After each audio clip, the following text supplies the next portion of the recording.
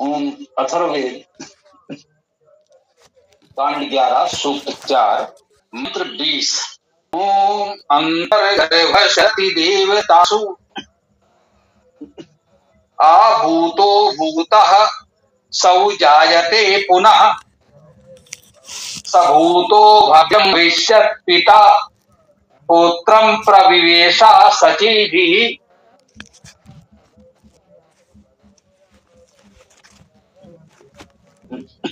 ये मंत्र इस दृष्टि से भी महत्वपूर्ण है। सामाजिक व्यवस्था, ईश्वर की सर्वव्यापकता, जो मूल आध्यात्मिक अर्थ है वो तो ईश्वर की सर्वव्यापकता और जो कुछ है वो सब कुछ ईश्वर ही कैसे है, इस विषय को भी इसमें कहा गया है। ऊपर से देखने से यदि कोई बहुत गंभीरता से न देखे तो अपने पक्ष को रखने की दृष्टि से इसमें किसी को अवतारवाद दिख सकता है, किसी को पुनर्जन्म दिख सकता है, किसी को कुछ दिख सकता है।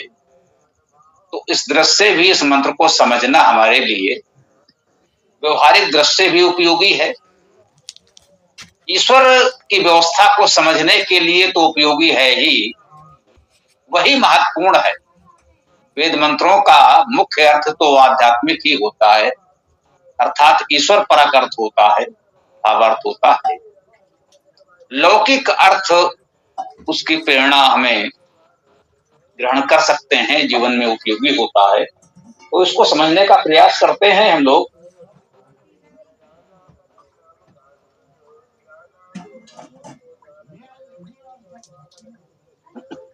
जी, एक महत्वपूर्ण बात और ध्यान में रखनी होगी इसके अर्थ को समझने के लिए। यह पूरा का पूरा सूक्त प्राण सूक्त है। इसका प्रथम मंत्र हम लोगों ने कल किया था। यहां पर ईश्वर को प्राण शब्द से कहा गया है। कहें कि यहां पर ईश्वर को गुणवाची नाम प्राण से संबोधित किया गया है। ईश्वर का वर्णन प्राण रूप में किया गया है, ऐसा भी कह सकते हैं।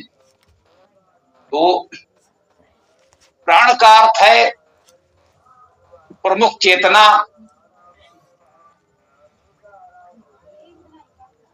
स्पंदन। ये प्रमुख चेतना स्पंदन परमेश्वर ही है और वही चेतना, वही प्राण हम सब में है। इसी भाव को इस पूरे सूक्त में व्यक्त किया जा रहा है। इस संदर्भ से देखेंगे तो इस मंत्र का बहुत सीधा सरल अर्थ प्राप्त होगा, जो मूलतः यही बता रहा है कि ईश्वर कैसे सब में व्याप्त है। जो कुछ हो रहा है, जो कुछ है, सब ईश्वर ही है। तो इसमें कह रहे हैं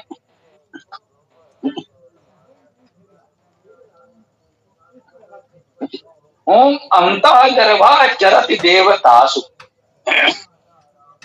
देवतासु, देवताओं में, देवताओं में ये शाब्दिक अर्थ विभक्ति परक अर्थ हो गया। देवतासु में सप्तमी विभक्ति बहुवचन है।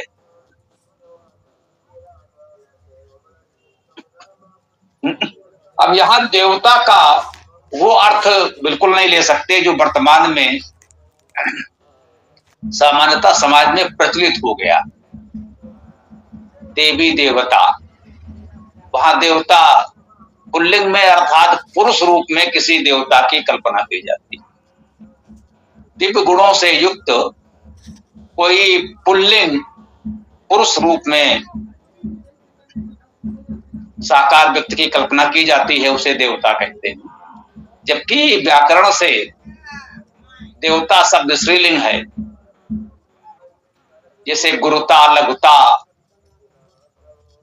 दीर्घता, कोमलता, मृदुता, कठोरता जैसे शब्द हैं। ता लगता है तो गुणवाची प्रत्यय।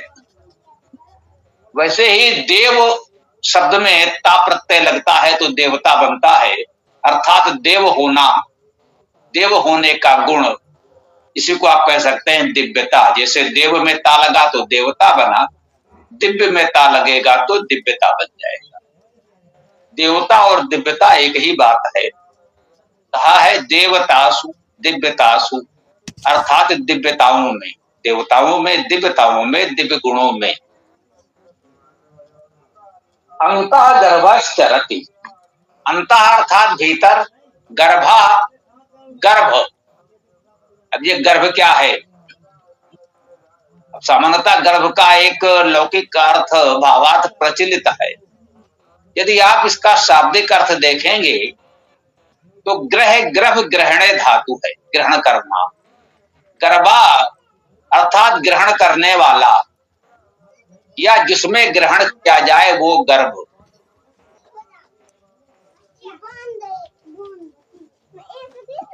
तो यहां ये गर्भ भी आप चाहें तो ईश्वर का गुणवाची नाम पर्यायवाची कह सकते हैं। आध्यात्मिक अर्थ में गर्भ ईश्वर का नाम हो सकता है। ग्रहण करने वाला, ग्राही। अंतः गर्भा चरति, जो गर्भ है, ग्राही है, ग्रहण करने वाला है। अंतः चरत, भीतर चलता है, भीतर विचरण करता है। हम सब के भीतर, संपूर्ण सृष्टि के भीतर वही गर्भ विचरण करता है। तो इस संपूर्ण सृष्टि को ग्रहण किए हुए है, उसने उत्पन्न किया है, वही संचालित कर रहा है, वही ग्रहण किए हुए है और वही सब के भीतर विचरण कर रहा है। ईश्वर की सर्वव्यापकता का वर्णन किया जा रहा है। ऐसा माने कि सबके भीतर वही गर्भ विचरण कर रहा है, वही सर्वव्यापक है, वही व्याप्त हो रहा है। तो अंतः गर्भाचरति देवतासु, सभी दिव्यताओं के भीतर जितने भी दिव्य गुण हैं, सभी मंत्रों में देवता लिखा होता है। जैसे इस सूक्त का देवता प्राण होगा, यह प्राण सूक्त है। तो ये जितने भी देवता आपको मंत्रों पर लिखे मिलते हैं, इन सभी दिव्य गुणों में, सभी दिव्य गुणों के भीतर वही एक गर्भ है, सबके भीतर वही है, वही ग्रहण करने वाला एक परमेश्वर ही है।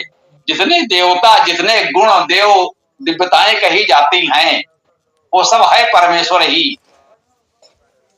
परमेश्वर की ही दिव्यता विभिन्न नामों रूपों में, विभिन्न देवतावाची शब्दों से व्यक्त की जाती है। ये बात इसमें हमको बताई जा रही है। अंतः गर्भश्चरति देवतासु, देवताओं में, दिव्यताओं में, दिव्य गुणों में वही गर्भ विचरण करता है। भूतो भूता सौ जायते गुना, सौ जायते पुनः।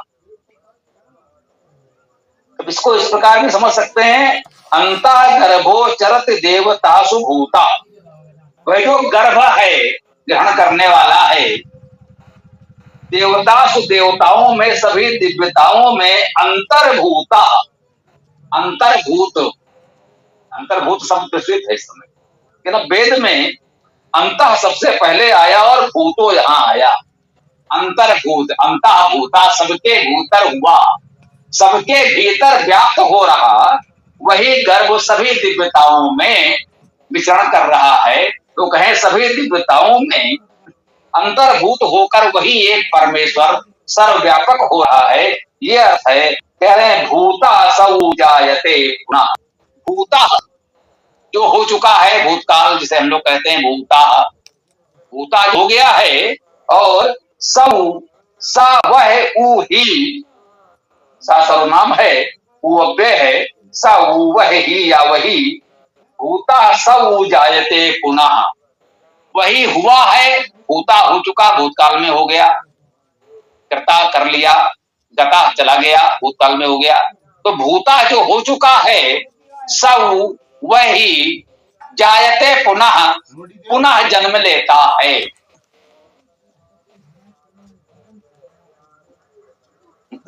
देखिए इस मंत्र में स्पष्ट कहा जा रहा है जायते पुनः, पुनः उत्पन्न होता है जी। अब इसको कोई कैसे नकारेगा, स्पष्ट कह रहा है सऊ जायते पुनः, वही पुनः उत्पन्न होता है या वही पुनः जन्म लेता है, ये इसका शाब्दिक अर्थ है। अब वह कौन? वह प्राण स्वरूप परमेश्वर। प्राण वही है, चेतना वही है, एकमात्र वही है। वही सबके गर्भ के भीतर विचरण कर रहा है। परमेश्वर उसकी दिव्य चेतना कह लें, वो तो सर्वव्यापक है, सबके भीतर वही है, सब गर्भ में वही है, वही पुनः जन्म ले लेता है। अब यहां पर चाहें तो गर्भ में पल रहे शिशु की कल्पना भी कर सकते हैं कि सबके गर्भ में वही परमेश्वर प्राण स्वरूप में विद्यमान है, वही सर्वव्यापक है और वही प्राण स्वरूप परमेश्वर अब तक जो जन्मे है वो उसमें भी वही है, वही प्राण है। और जो पुनः पुनः जन्म ले रहा है, जो भी नए लोगों का जन्म हो रहा है, नए जीवों का, प्राणियों का, मनुष्यों का, पशुओं का, सभी का, उन सब में वही प्राण चेतना पुनः उत्पन्न हो रही है, क्योंकि वो प्राण चेतना तो अनादि अनंत सर्वव्यापक है। जिसका भी जन्म हो रहा है, जो भी प्राणी जन्म ले रहा है, जिसमें भी प्राण है, उसमें वही प्राण है जो आपको पुनः जन्म लेता हुआ प्रतीत हो रहा है। तो जहां पर यह प्राण सूक्त है, प्राण स्वरूप से परमेश्वर का वर्णन किया जा रहा है, उसी एक अनादि ईश्वर का वर्णन किया जा रहा है, तो उसी के लिए कहा जा रहा है सऊ जायते पुनः, वही पुनः उत्पन्न होता है। अंतर्भूता गर्भा, अंतर्गर्भा भूता गर्भ के भीतर होकर वही पुनः जन्म लेता है। तो एक तो कोई ये कह सकता है कि यहां पर अब इस प्राण से यदि परमेश्वर का ग्रहण न करें, कोई कहे कि नहीं नहीं परमेश्वर तो अलग है, यहां जिस प्राण की बात की जा रही है वो परमेश्वर से अलग जीवात्मा है। जो द्वैत और त्रैत की विचारधारा को मानते हैं वे इस मंत्र की ऐसी व्याख्या कर सकते हैं। हम कहना चाहते हैं कि उनको पूरा अधिकार है कि इस मंत्र की ऐसी व्याख्या करें, द्वैतवादी त्रैतवादी जैसा चाहे करें, परंतु अब इसकी व्याख्या एक तो हमने इस रूप में की, यहां पूरे सूक्त को जब आप देखेंगे तो प्राण से उस सर्वव्यापी चेतना परमेश्वर का ही वर्णन हो रहा है। तो कह रहे हैं वही पुनः उत्पन्न होता है। हम कह रहे हैं जो भी प्राणी उत्पन्न होते हैं सब में वही परमेश्वर व्याप्त है, परमेश्वर की वही चेतना, वही प्राण उन सब में है। जितने भी प्राणी हैं उनमें जो प्राण है वो वही परमेश्वर ही है। एक तो ये हो गई व्याख्या। इसे आप अद्वैतवादी व्याख्या कह सकते हैं कि एकमात्र परमेश्वर ही है, वही प्राण चेतना सब में है। अब दूसरा कह सकता है नहीं परमेश्वर तो अलग होगा, ये प्राण हम जीवात्मा के लिए कह रहे हैं जो परमेश्वर से अलग है, तो जो भी जन्म ले रहे हैं उनमें वो जीवात्मा जन्म ले रहा है। अब इसमें अलग अलग जीवात्मा जन्म ले रहा है ये तो नहीं कहा जा रहा है। सब जायते पुनः कह रहे हैं वही पुनः पुनः जन्म ले रहा है। वो जो प्राण है वो है तो एक ही, ये तो यहाँ स्पष्ट कहा जा रहा है कि वह प्राण है तो एक ही, सा एक वचन में ही आया है।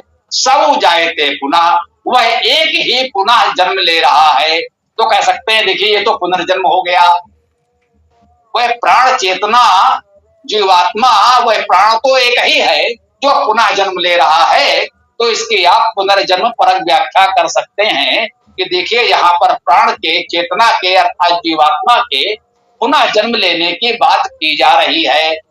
ठीक है, ये अर्थ भी आप कर सकते हैं भावार्थ। देखिए शाब्दिक अर्थ सबका वही है, भावार्थ आपका अलग अलग हो गया।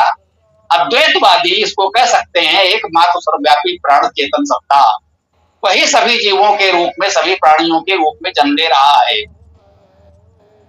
या जन्म लेता हुआ प्रतीत हो रहा है। जैसे सूर्य प्रतिदिन उदय होता हुआ प्रतीत होता है, सूर्य तो उदय अस्त होता नहीं, सूर्य तो सदा प्रकाशमान वैसे ही रहता है। पृथ्वी का जो भाग उसके समझ आ जाता है, तुम कहते हैं इस क्षेत्र में इस स्थान पर सूर्योदय हुआ, तो वैसे ही परमेश्वर तो अजन्मा है, उसका तो कभी कोई जन्म मृत्यु हो नहीं सकता। तो कह रहे हैं कि जो भी प्राणी जन्म लेते हैं एक प्रकार से देखिए तो वही परमेश्वर ही जन्म लेता है या जन्म लेता हुआ प्रतीत होता है। जन्म हो रहा है प्राणी का, परंतु प्राण तो एक ही है, चेतना तो एक ही है, वो परमेश्वर ही है। वही विभिन्न प्राणियों के रूप में जन्म लेता हुआ हमें प्रतीत होता है। इस प्रकार की व्याख्या कर सकते हैं। एक आत्मा अलग है जो बार बार जन्म लेता है, इससे आप जो है बहुत परमेश्वर से अलग किसी जीवात्मा के होने की या पुनर्जन्म की व्याख्या कर सकते हैं। कोई जो अवतारवाद को मानता है वो पौराणिक इस मंत्र को पढ़ेगा तो वो ऐसी व्याख्या कर सकता है कि देखिए इसमें कहा गया है वह प्राण स्वरूप दिव्य चेतन सत्ता परमेश्वर सब जायते पुनः, वही बार बार उत्पन्न होता है। वह परमेश्वर बार बार अवतार लेकर हमारे बीच में उत्पन्न होता है, राम के रूप में, कृष्ण के रूप में, विभिन्न रूपों में वह परमेश्वर है ना कह रहे हैं सब जायते पुनः, वह परमेश्वर ही पुनः पुनः जन्म लेता है। इससे अवतारवाद की सिद्धि होती है। तो आपने देखा हमने सबके पक्ष से आपके समझ व्याख्या प्रस्तुत की। शब्द वही है, शब्दार्थ वही है, शब्दार्थ में कोई परिवर्तन नहीं हुआ।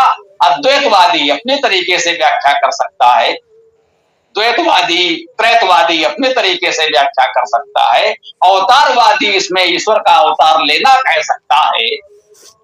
हम यही कहना चाहते हैं सत्य तो एक ही है, इसमें तो कोई संदेह नहीं है। सत्य तो एक ही है। और जैसा कि मैंने पहले कहा कि मुख्य अर्थ तो अध्यात्म परक ही होता है। वो प्राण परमेश्वर ही है जो वही गर्भ में है, वही जन्म लेने वाला है, वही जन्म ले चुका है, आगे भी वही जन्म लेगा। ऐसा अनेक वेद मंत्रों में आया है क्योंकि विभिन्न प्राणियों के रूप में जिनका जन्म हुआ है, जिनका हो रहा है, जिनका होने वाला है, वो एकमात्र परमेश्वर ही है जो पुनः पुनः प्राणियों के रूप में जन्म देता हुआ प्रतीत होता है। ये अन्य अनेक मंत्रों में भी आया है। इससे हमें तो यही प्रतीत होता है कि एक परमेश्वर की दिव्य चेतना जो सर्वव्यापक है, अनादि है, वह उसी चेतना से सभी प्राणी प्राणवान हैं और उसी का वर्णन हो रहा है। परंतु यदि विविध मत वाले इसकी थोड़ी सी अलग भावार्थ व्याख्या करते हैं तो इससे हमें कोई विवाद नहीं करना चाहिए। हम यही कहना चाहते हैं यदि वो वेद को मानता है, वेद को आधार मानता है, वेद मंत्र को आधार मानकर वो अपने पक्ष के समर्थन में कुछ भावार्थ थोड़ा इधर उधर कर रहा है, लेकिन बात यह है कि वो वेद को प्रमुख मानता हो, वेद के आधार पर चलता हो, वेद का स्वाध्याय करता हो, वेद को पढ़ता पढ़ाता हो और वेद के प्रमाण से यदि वो अपना पक्ष रखता है तो हम उसका स्वागत करते हैं। वेद को मानने वाले सभी अपने हैं। इन व्याख्याओं में, मान्यताओं में थोड़े बहुत मतभेद हो सकते हैं, उन मतभेदों का स्वागत करें, सम्मान करें, उसको लेकर विवाद न करें, तो हम सब एक रह सकते हैं। ये आवश्यक भी है। वेद को मानने वाले सब एक हैं। अब उसकी व्याख्या को लेकर थोड़ा बहुत अंतर मतभेद हो सकता है, ये सभी पंथों में होता है, इस्लाम में भी है, इतने फिरके हैं इसी बात को लेकर हैं कि कुरान के किसी एक शब्द के अर्थ को लेकर, भाई बहुअर्थी शब्द सभी भाषाओं में होते हैं, एक शब्द है जिसके दो तीन अर्थ हो सकते हैं। एक पक्ष ने कहा ये वाला अर्थ ठीक है, दूसरे ने कहा ये है, तीसरे ने कहा वो है। इसी बात को लेकर के सभी धार्मिक पंथों में कुछ अलग अलग मतांतर बन जाते हैं। ये स्वाभाविक है, हमारे यहाँ भी है, औरों में भी है, ये रहेंगे। लेकिन मुख्य बात यह है यदि हम सब वेद को अपना आधार मानते हैं तो हम सब वैदिक हैं, सनातन हैं, एक हैं।